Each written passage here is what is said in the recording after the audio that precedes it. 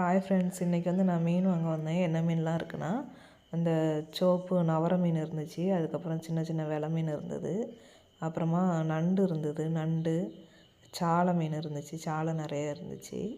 அதுக்கப்புறம் வந்து வாவல் மீன் இருந்தது. அப்புறம் புள்ளி புள்ளியாக ஒரு மீன், பேரெல்லாம் எனக்கு தெரில. அப்புறம் இன்னொரு மீனில் வந்து நடுவில் கோடெல்லாம் போட்டு ஒரு மீன் இருந்துச்சு, அதுவும் பேர் தெரியாது. அப்புறம் வாவல் மீன் இருந்தது. அப்புறம் சின்ன சின்ன அயிலை இருந்தது. சூரை மீன் இருந்துச்சு. அப்புறம் பாறை மீன் இருந்தது.